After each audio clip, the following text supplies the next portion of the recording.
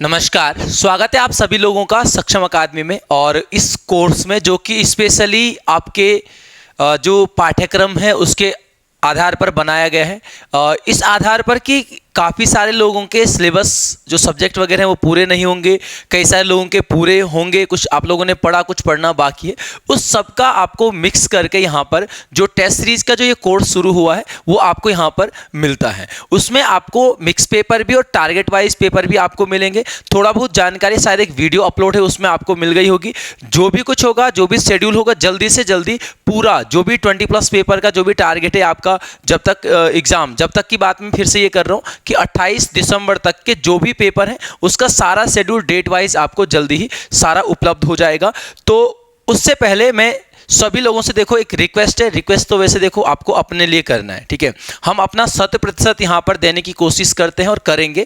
आपको भी अपना 100% देने की कोशिश करना। जो भी 1.5 महीने बचा है वो आपको सब कुछ भूल जाकर आपको एक टारगेट फिक्स करके तैयारी करनी है, ठीक है। वीडियो देख रहे हो सॉल्यूशन, तो इसका मतलब ये नहीं कि बस ठीक है सुनते जाओ, चीज़ों को नोट डाउन करो। PDF जो भी आपको मिलते हैं उसको प्रिंट करो। यार 2-4 महीने की बात, 2-4 क्या, आपके पास 1.5 महीने की बात है।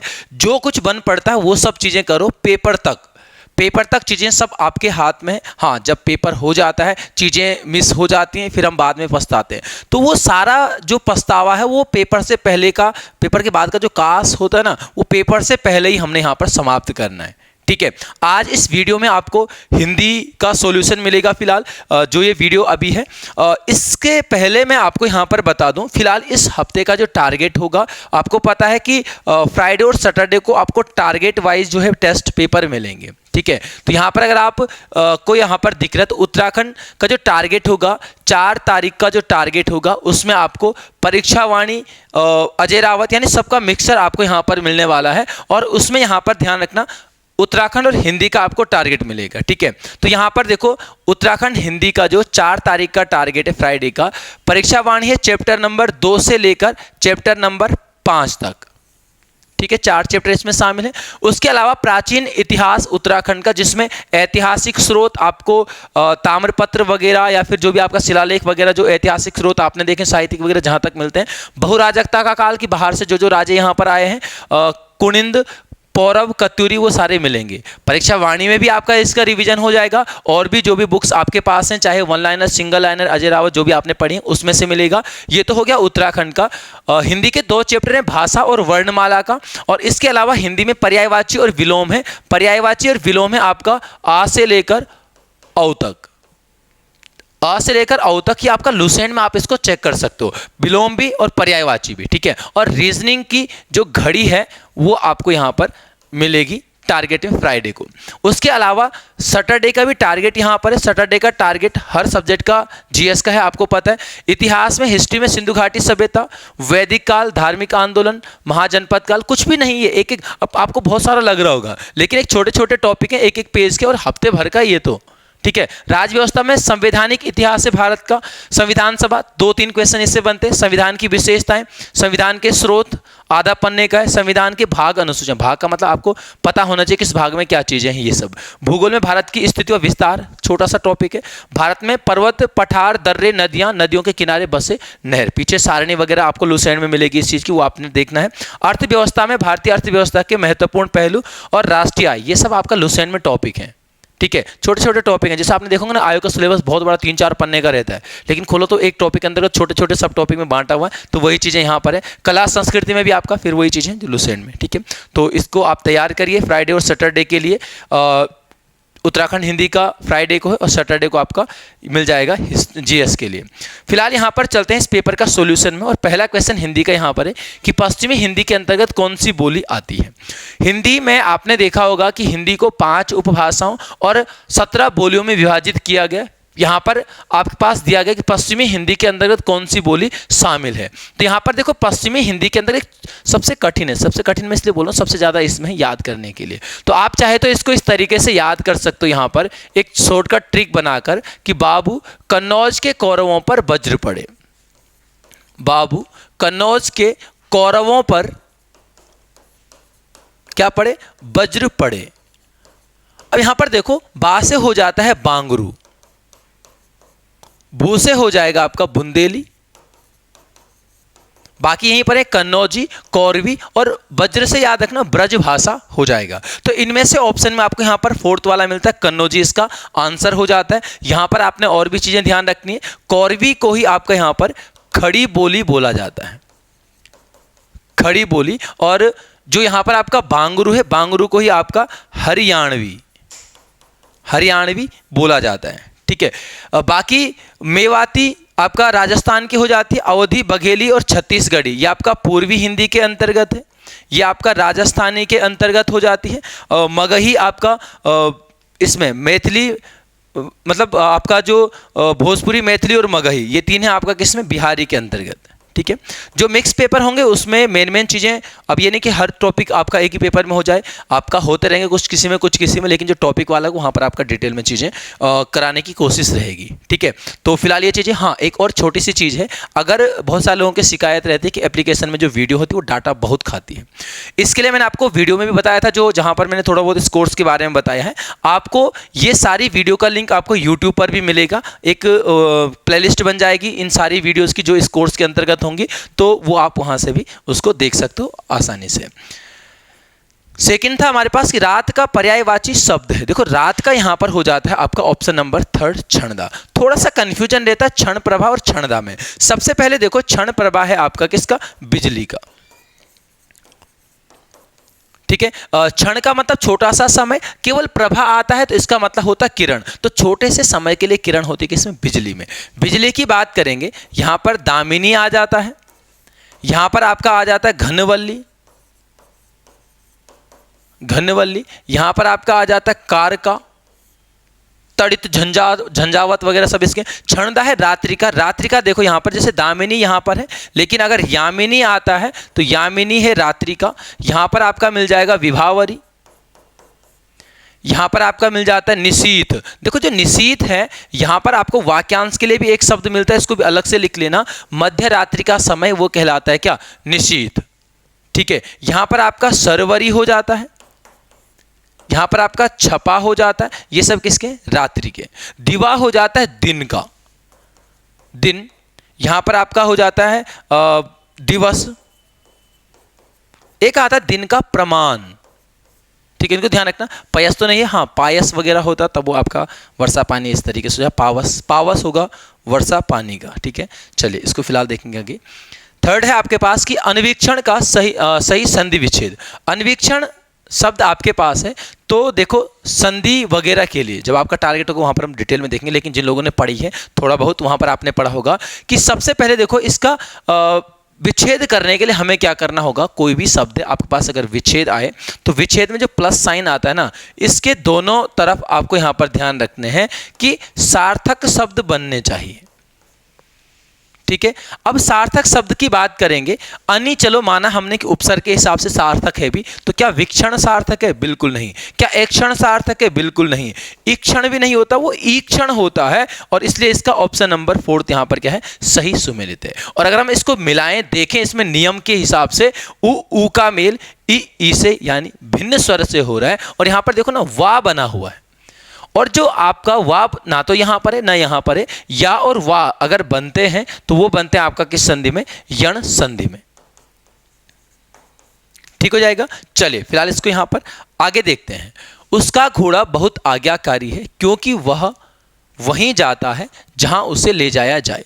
देखो कई बार आपने चीजें रटी होती हैं, क्योंकि इसलिए, अगर क्योंकि इसलिए दोनों एक साथ आए ना तो वो मिश्रित में आते हैं।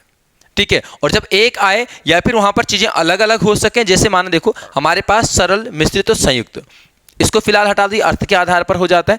तीन प्रकार के वाक्य आपको मिलते हैं किस आधार पर, रचना के आधार पर। अब देखो सरल में आपको बस एक ही चीज ध्यान रखना है कि सरल में वो वाक्य होते हैं जिनमें एकमात्र क्रिया हो, एकमात्र क्रिया वाले वाक्य आपको मिलते हैं सरल वाक्य। मिश्रित में और संयुक्त में यहां पर दो या दो से अधिक क्रियाएं आपको मिलेंगी, दो या अधिक क्रियाएं।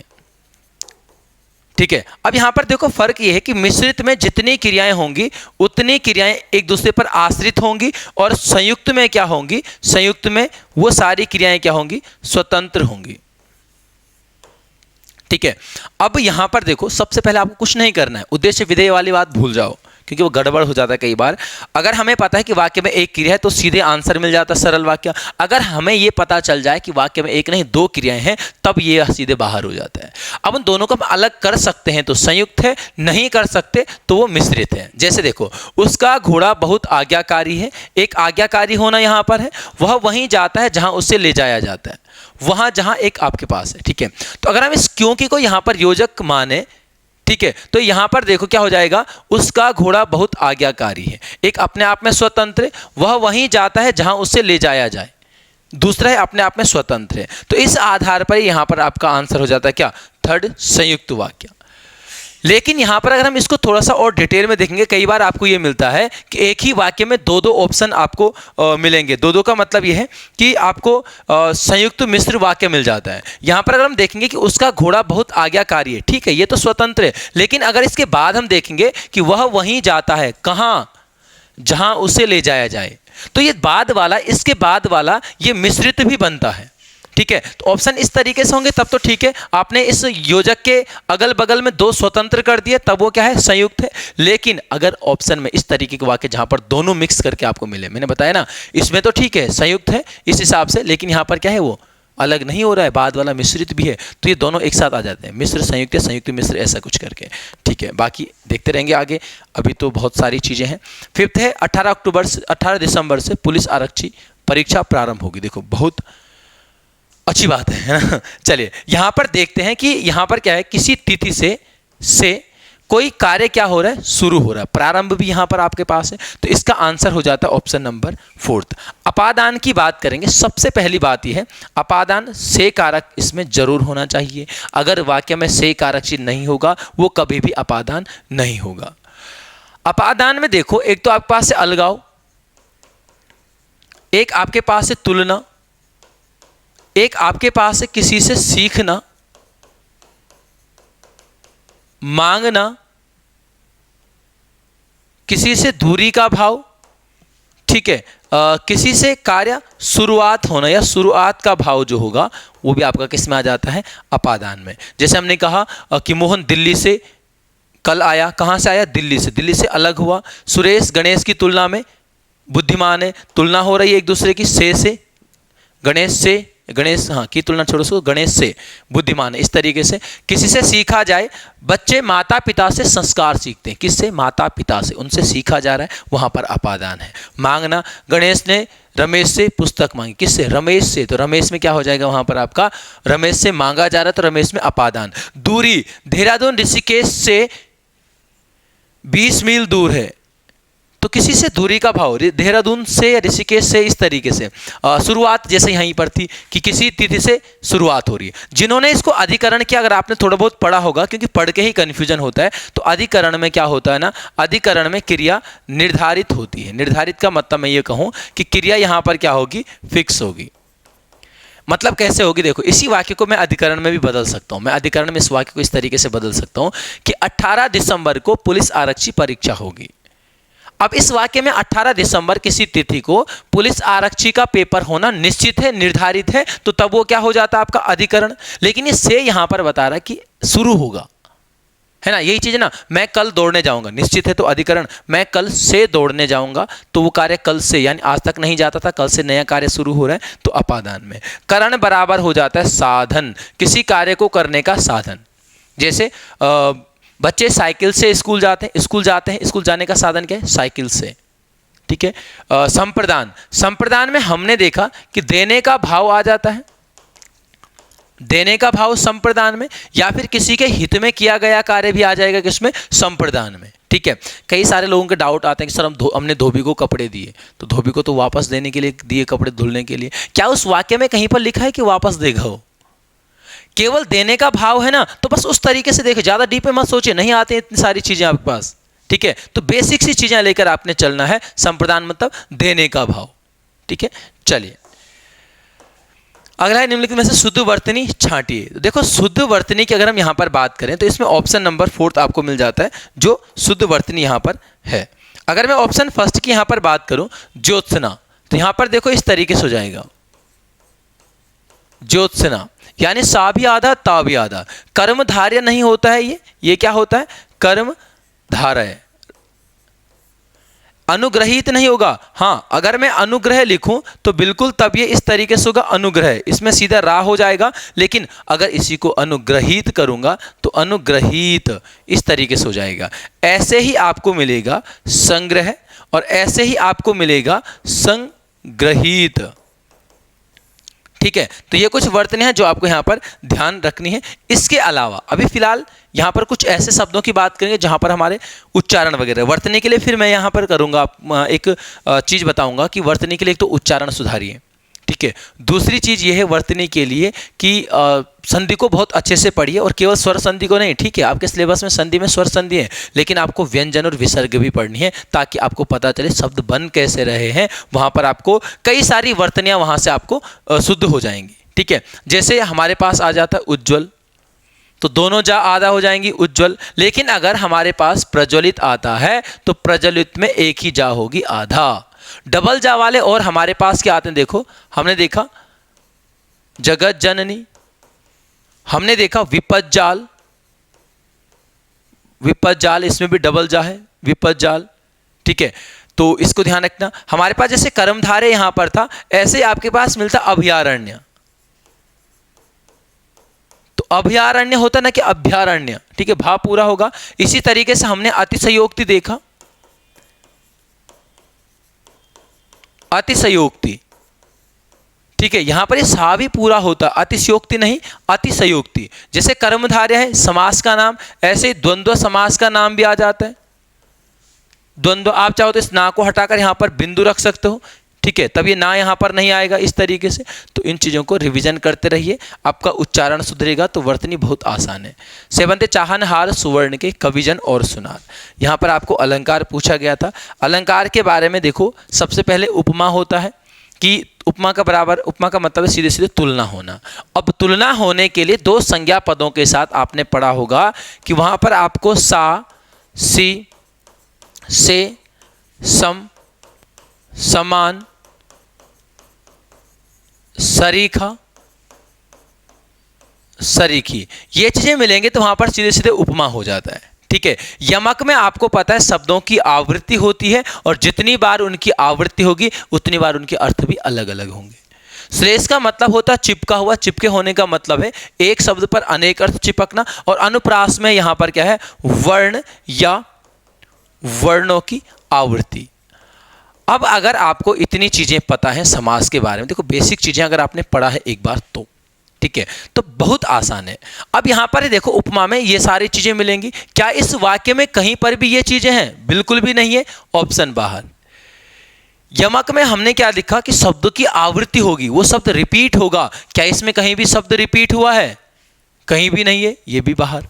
अब श्लेष और अनुप्रास बचा। अनुप्रास का मतलब है कि शब्द की आवृत्ति होना लगातार, यहां पर चा है, यहां पर सा है, यहां पर का है, यहां पर सा है, कहीं भी नहीं हो रही है, तो ये भी बाहर। अब एक ही तो बचा श्लेष। तो जब कभी आपको डायरेक्ट आंसर ना भी आए तो आप ऑप्शन हटा के बहुत आसानी से कर सकते हो। अब यहां पर देखिए आपके पास क्या है कि चाहनहार सुवर्ण के कविजन और सुनार। ठीक है, इसको नोट कर देना, मैं फिर इसको हटा रहा हूं। यहां पर आपका मिलता है कि जो सुवर्ण है इसके दो अर्थ मिलते हैं। सु मतलब अच्छे, वर्ण मतलब अक्षर भी होता है, यानी यहां पर क्या हो जाएगा, सुंदर यानी अच्छे अक्षर हो जाएगा। दूसरा इस सुवर्ण का मतलब सीधे सीधे स्वर्ण से। अब देखो जितने एक शब्द के अर्थ निकलेंगे उस पूरे वाक्य के भी उतने अर्थ निकलते हैं। किसमें? श्लेष में। चाहनहार मतलब चाहने वाला, सुवर्ण अच्छे अक्षर का चाहने वाला कौन है? कविजन, कवि को लिखने के लिए, कविता करने के लिए अच्छे सुंदर अक्षर चाहिए। और स्वर्ण चाहिए किसको? सुनार को। तो इस तरीके से यहां पर एक शब्द पर दो अर्थ चिपके हुए, तब जाके इसका क्या है, श्लेष अलंकार है। अगला है कि निम्नलिखित में से तद्भव शब्द छांटिए। तो तद्भव आपको पता है, तत्सम तद्भव आपने पढ़े होंगे। तत्सम, तत् मतलब उसके, सम मतलब समान किसके? संस्कृत के। जो शब्द संस्कृत मूल के होते हैं और हिंदी में भी हम उसी रूप में उसका प्रयोग करते हैं, तत्सम। लेकिन अगर उसका, हमने आपका कालक्रम आपने पढ़ा होगा कि वैदिक संस्कृत, लौकिक संस्कृत, पाली, प्राकृत, अपभ्रंश, अवहट, हिंदी, ये सारी चीजें, तो इन सीक्वेंस पर आते आते जो शब्द संस्कृत में कुछ और था और आधुनिक हिंदी में आते आते कुछ परिवर्तन होकर कुछ और हो गया, वो हो जाएगा तद्भव। दूसरी चीज यहां पर, पहली वीडियो यहां पर मैं बता देता हूं आपको कि जो संयुक्त व्यंजन आपने पढ़े हैं, अक्ष, त्र, ज्ञ, स्र, इसके अलावा ण, री, इसके अलावा ऊपर की रा, नीचे की रा, विसर्ग जो होता है, ये सारी चीजें आपका आती हैं तत्सम में। ठीक है। दूसरा ये भी चीज है कि तत्सम में आपका एक अपवाद भी है। हमारे पास एक शब्द आता है क्षत्रिय, ठीक है, इसमें अक्षत्र दोनों आ रहे हैं तत्सम है, लेकिन ये तद्भव मिलता है खत्री। ठीक है, तो खत्री में त्रा यहां पर कभी कभार तद्भव में आ जाता, तो अपवाद तो आपको हर जगह मिलेंगे। ठीक है, यहां पर इसका आंसर है सेकंड, खार। क्षेत्र तत्सम है, इसका तद्भव हो जाएगा खेत। खार तद्भव है, जो तद्भव आपको पूछा गया था, इसका तत्सम है आपका छार। अमूल्य फिर से तत्सम है, इसका हो जाएगा अमोल, जिसका कोई मोल ना हो। और सिर आपका फिर से क्या है, तत्सम है, इसका हो जाएगा सिर। दंत्य सा, इस सा की आपका यहां पर हो जाएगा। चलिए अगला है, बच्चों से इस गर्मी में सोया भी नहीं जाता। वाक्य में वाच्य, देखो वाच्य अगर आपने पढ़े होंगे तो बहुत आसान है वाच्य। सबसे पहले एक छोटा सा यहां पर एक परिचय कर देते हैं। ठीक है, ऑप्शन में 3 ही वाच्य मिलेंगे आपको, कर्तृवाच्य, कर्मवाच्य और भाववाच्य। इसको लिखना हमेशा काम आएगा, बार बार वीडियो में मैं नहीं बताने वाला हूं इस चीज को। ठीक है, सबसे पहले देखो कर्ता का मतलब है कर्तृवाच्य का कि कर्ता प्रधान। कर्ता प्रधान होने का मतलब है कि कर्ता का होना आवश्यक, अगर कर्ता नहीं होगा तो कर्तृवाच्य कभी भी नहीं होगा। ठीक है, कर्म इसका नाम क्यों पड़ा, क्योंकि इसमें कर्म प्रधान है।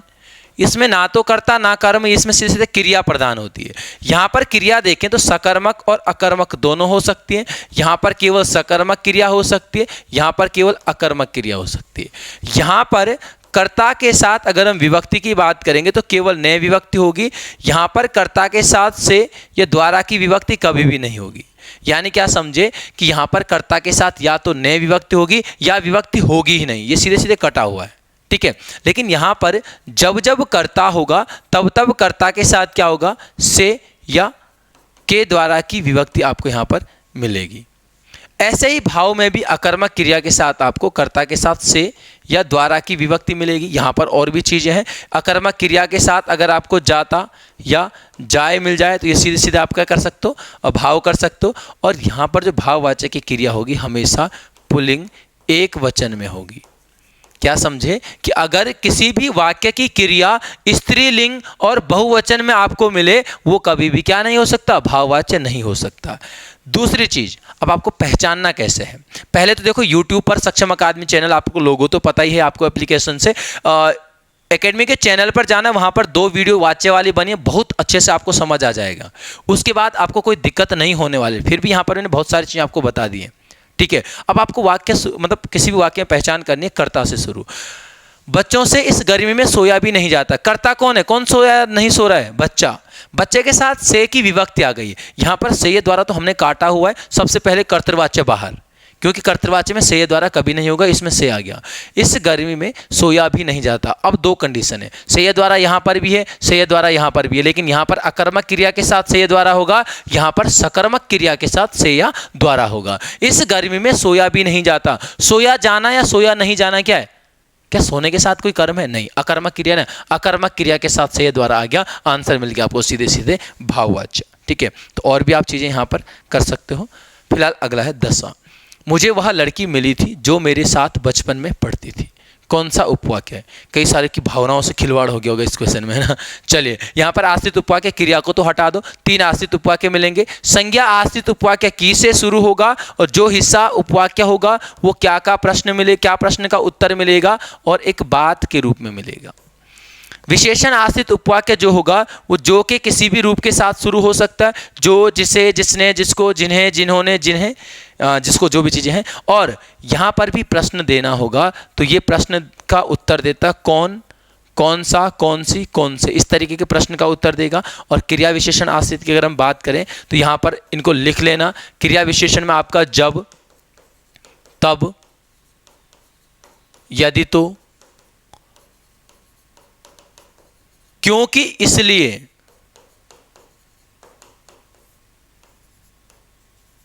यद्यपि, तथापि,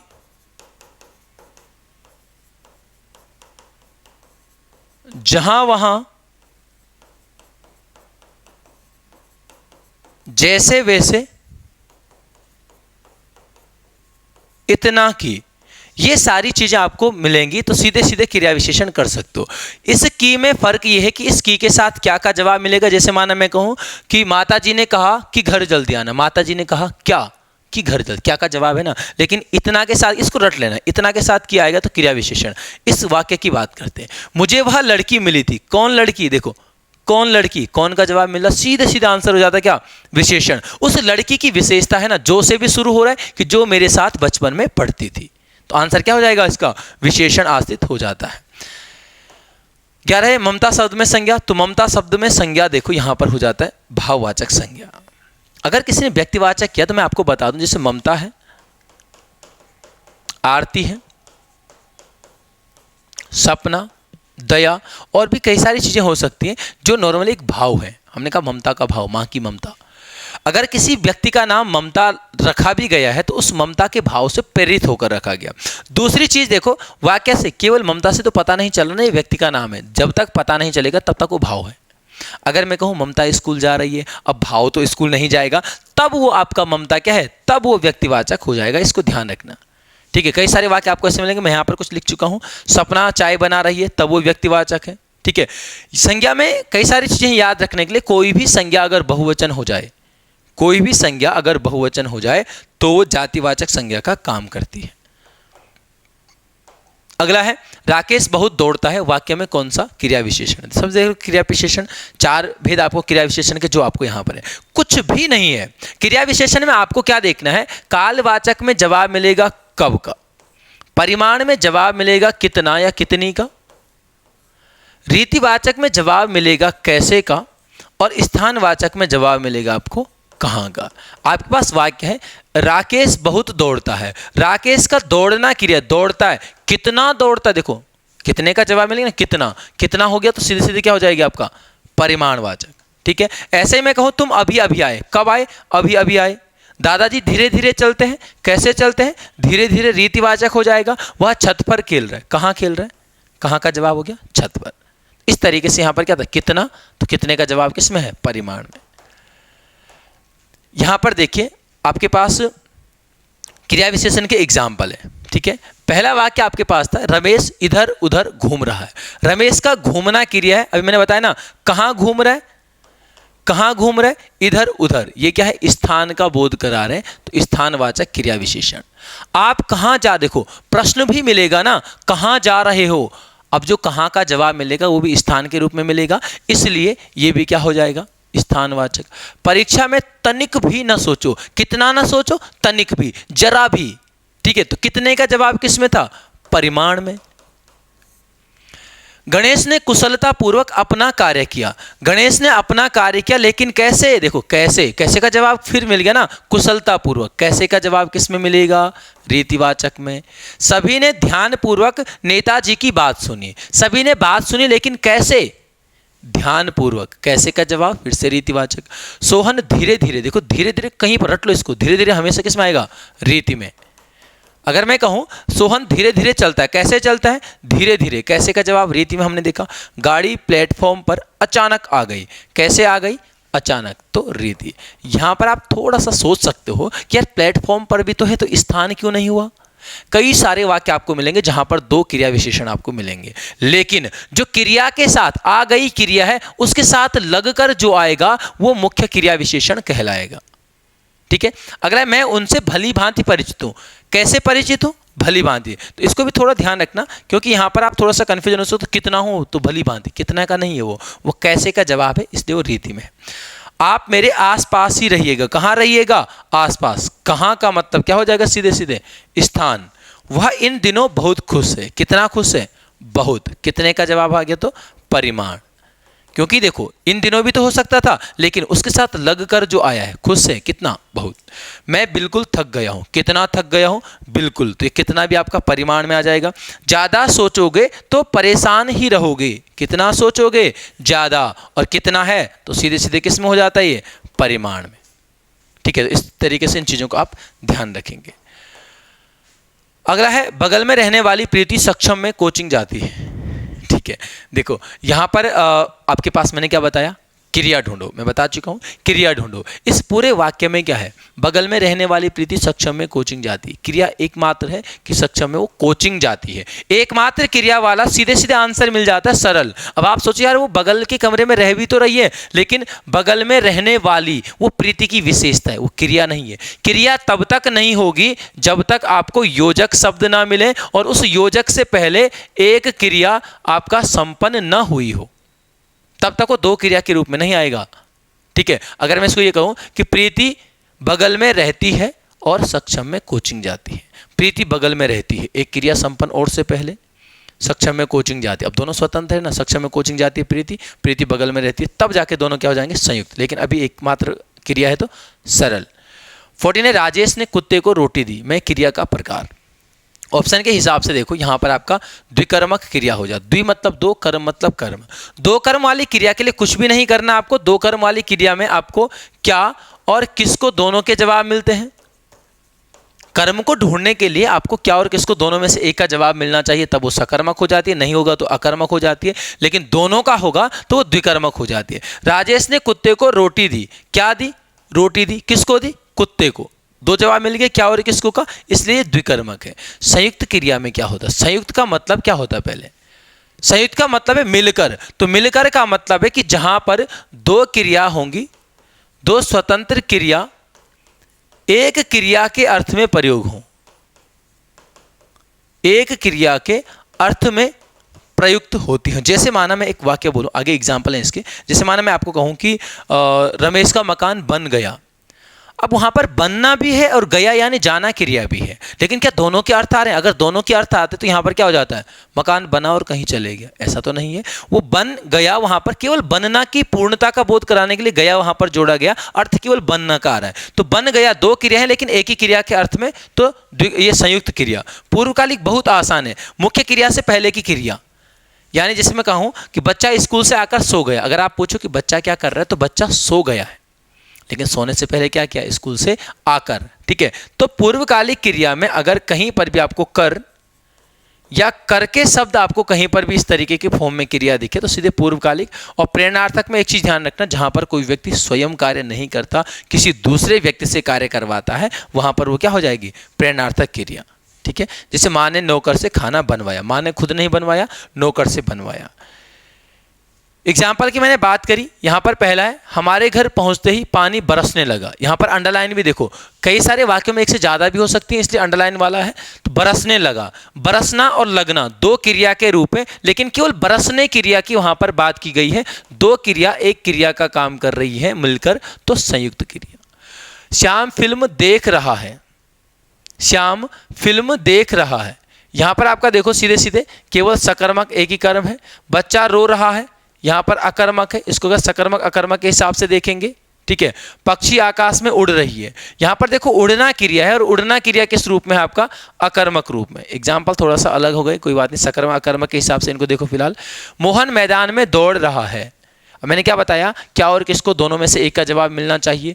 मोहन क्या दौड़ रहा है, पता नहीं चल रहा, वो तो कहाँ का जवाब है ना, तो ये भी आपका क्या हो जाएगा, अकर्मक। रीना शर्माती है, रीना क्या शर्माती है, पता नहीं चल रहा है, अकर्मक। रोहन नाच रहा है, क्या नाच, रोहन क्या नाच रहा है, अगर आप ये करोगे क्या नाच रहा है रोहन, तो गड़बड़ हो जाएगा। उद्देश्य भी आपने साथ में रखना है कि रोहन है ना उद्देश्य, रोहन के बारे में जानकारी दी जा रही है। रोहन क्या नाच रहा है, पता नहीं चल रहा जी, तो ये क्या है, सीधे सीधे अकर्मक। अगला देखो, गेंद बहुत ऊपर उछलती है, गेंद क्या उछलती है, पता नहीं चल रहा, ये भी अकर्मक। माँ पुत्री से भोजन बनवाती है, अब ये अंडरलाइन हो गया, ये बनवाती आ गया, माँ स्वयं भोजन नहीं बना रही, पुत्री से बनवा रही है, इसलिए ये क्या है आपका यहाँ पर प्रेरणार्थक वाली हो जाती है। और रमन बाजार की ओर चल पड़ा, चल पड़ा दो क्रियाएं हैं और एक ही चलना क्रिया के रूप में प्रयोग हुई है, तो संयुक्त क्रिया। अगला है, 92वें संविधान संशोधन द्वारा कौन सी भाषा नहीं जोड़ी गई। 92वें संविधान संशोधन के द्वारा यहाँ पर आपका मणिपुरी नहीं जोड़ी गई, मणिपुरी, बोडो, डोगरी, मैथिली और संथाली आपने पढ़ा कि 92वें संविधान संशोधन 2003 के तहत यहाँ पर जोड़ी गई हैं। नेपाली, मणिपुरी और कोंकणी ये जोड़ी गई हैं। फिर आपका 71वां संविधान संशोधन 1992 में, और 21वां संविधान संशोधन 1967 में आपको यहाँ पर मिलती है कौन सी, सिंधी। तो मूल संविधान में आपका कितनी थी, 14 भाषाएं मिलती हैं, 15वीं ये मिल जाती है, 16, 17, 18 इसमें हो जाते हैं, 71 में नमक करके इनको याद रखना, नेपाली, मणिपुरी और कोंकणी, फिर 4 यहाँ पर। अभी वर्तमान में कितनी? 22 भाषाएं। 16 केंद्रीय हिंदी निदेशालय की स्थापना कब हुई थी? केंद्रीय हिंदी निदेशालय की अगर हम बात करेंगे तो ये आपका मिलता है 1960 में।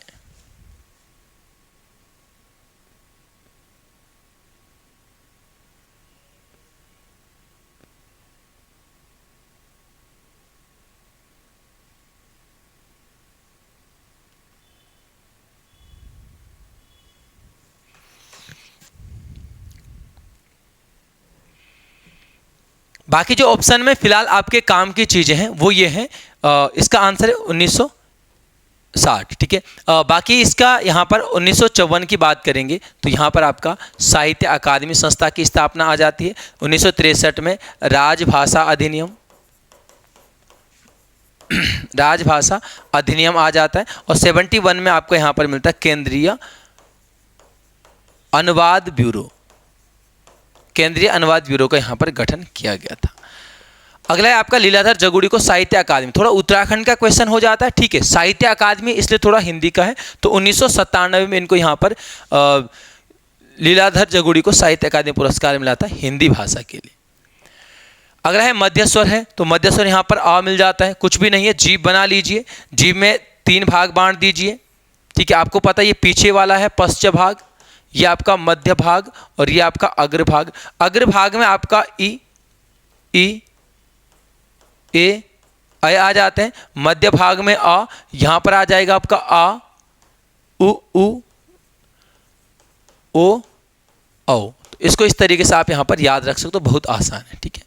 चलिए अगला है आपका विश्व हिंदी दिवस की शुरुआत। विश्व हिंदी दिवस की शुरुआत 2006 में की गई है। विश्व हिंदी दिवस की बात करेंगे, ये आपका 10 जनवरी को मनाया जाता है। 10 जनवरी को क्यों मनाया जाता है सभी को पता है। 10 जनवरी 1975 को प्रथम हिंदी सम्मेलन, विश्व हिंदी सम्मेलन जो है नागपुर में आयोजित हुआ था, उसी की याद में। लेकिन अगर मैं यहाँ पर बात करूँ राष्ट्रीय की, कि राष्ट्रीय हिंदी दिवस कब से मनाया जाता है, 1953 से मनाया जाता है 14 सितंबर को, ठीक है। इसको यहां पर ध्यान रखना। अर्थ के आधार पर शब्दों के भेद, अर्थ के आधार पर 4 भेद आपको यहां पर मिलते हैं। अर्थ के आधार पर 4 भेद कौन कौन से? एकार्थी, यहां पर हो जाएगा आपका अनेकार्थी, एक आता है समानार्थी, समानार्थी यानी पर्यायवाची, इसी को कहा गया है, और विलोमार्थी यानी विलोम शब्द, ठीक है। 5 आपका उत्पत्ति के आधार पर आते हैं। बहुत सारे लोग इसको शंकर को नहीं गिनते, लेकिन शंकर भी है, ठीक है। अगर मैं कहूँ रेलगाड़ी की उत्पत्ति क्या है, तो क्या बता सकते हो? बिना शंकर के, है ना। तो शंकर भी वहां पर है, तत्सम तद्भव, देशज विदेशज और शंकर। 3 आपका रचना बनावट व्युत्पत्ति के आधार पर आ जाते हैं, योग रूढ़, यौगिक और योग रूढ़। अगला कृष्ण गीतावली किसकी रचना है? कृष्ण गीतावली यहां पर हो जाती है तुलसीदास जी की रचना, ठीक है। तुलसीदास जी राम भक्ति शाखा के कवि थे, आपने पढ़ी होगी इनकी रचनाएं। एक पत्रिका मिलती है, लिख लेना इनको। हाँ, पीडीएफ देखो, इसकी पीडीएफ भी एप्लीकेशन में, थोड़ा मैं बता दूं आपको, तो वहाँ पर डिटेल में यहाँ पर रिवीजन ही हो पाएगा आपका। जैसे एप्लीकेशन आपने खोला, 3 डॉट यहाँ पर 3 लाइनें मिलेंगी, उसमें जाओगे, फ्री स्टडी मटेरियल करके होगा, बहुत सारी पीडीएफ आपको यहाँ पर कुछ मिलती है। तो उनमें आपको एनसीईआरटी वाले लेखक हैं, उससे ज़्यादा जाने की ज़रूरत नहीं है। मार्केट में 42-43 पेज की पीडीएफ घूम रही है, हमें कोई मतलब नहीं है उस चीज़ों से, पीएचडी थोड़ा ना करना है ना। 10th 12th आपका आयोग ने दिया हुआ है, और एनसीईआरटी से संबंध केवल 3 लोग उसमें नहीं है, गौरापंत शिवानी, पीताम्बर दत्त बर्तवाल और शैलेश मटियानी, क्योंकि वो एनसीईआरटी में नहीं है, ठीक है। तो उनके बारे में आप खुद कर सकते हो, बाकी चीज़ें हो जाएंगी, कोई दिक्कत नहीं, बहुत आसान है। 22 वे सभी कांस्टेबल की तैयारी करने आए थे। मैं सर्वनाम, देखो सर्वनाम यहाँ पर है वे। अब यहाँ पर वे क्या है? कोई अन्य व्यक्तियों की यहां पर बात की जा रही है, कोई बात कर रहा है, वे क्या है? अन्य व्यक्ति, इसलिए वो पुरुषवाचक। अब यहां पर निश्चित वाचक क्यों नहीं है? सबसे पहले ध्यान रखना कि निश्चित वाचक का ही मतलब होता है क्या? संकेतवाचक।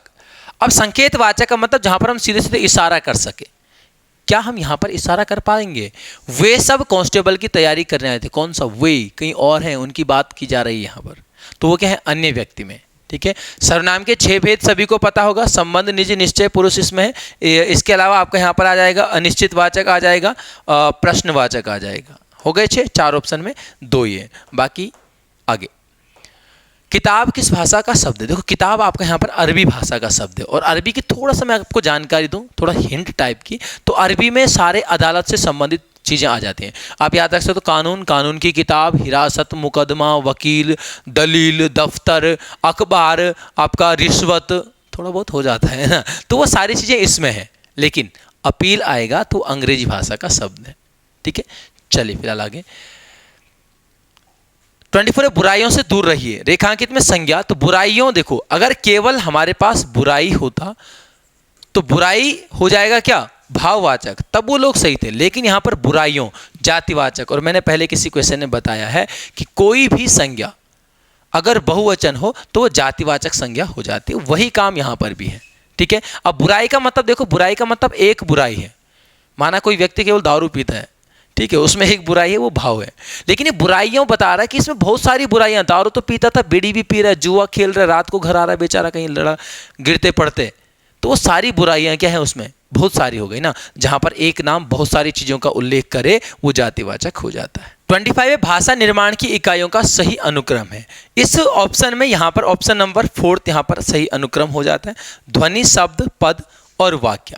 देखो शब्द और पद वैसे एक ही चीज है, मैं यहां पर आपको फिर से बता देता हूं। सबसे छोटी इकाई आपको मिलती है क्या, लेखन के आधार पर मिल जाती है वर्ण, और उसके बाद आपको यहां पर उच्चारण के आधार पर मिल जाती है ध्वनि।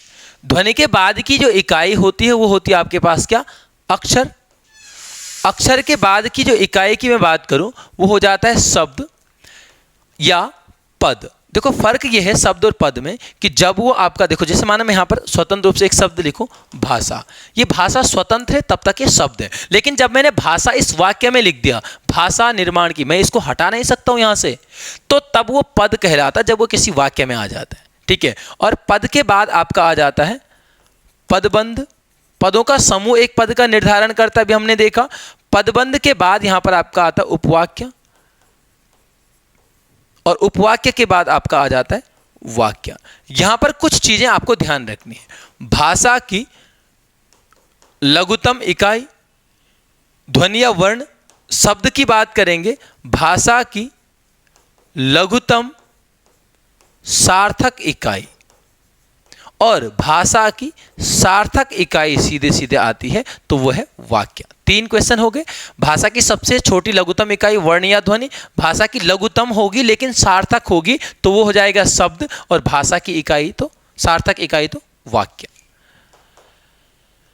अगले 2 राज्यों के बीच पत्राचार की अधिकृत भाषा हिंदी होगी, किस अनुच्छेद में वर्णित। देखो पत्राचार की भाषा आ जाती है 346 में। 343 में सीधे सीधे यहां पर क्या है, हिंदी भारत की राजभाषा होगी और इसकी लिपि क्या होगी, देवनागरी। 44 में आपको पता आयोग आता है, फिलहाल उसकी बात बाद में करते हैं। 45 है केंद्र व राज्यों के बीच में विवाद को निपटाने की भाषा, इसको लिख लेना, वैसे लुसेंट में आप लोगों ने पढ़ी होंगी चीजें। अनुच्छेद 348 में क्या है, 348 में है सुप्रीम कोर्ट, हाई कोर्ट, संसद व राज्य विधानमंडल। विधानमंडल में किसकी, विधेयकों की भाषा, विधेयक या जो प्रस्ताव रखे जाएंगे विधेयकों की भाषा, इसका जिक्र इसमें आपको मिलता है, किसमें, 348 में। ठीक है, चलिए अगला क्वेश्चन है 27 कि बेरोजगारी शब्द व्याकरण की दृष्टि से किस संवर्ग में रखा गया है।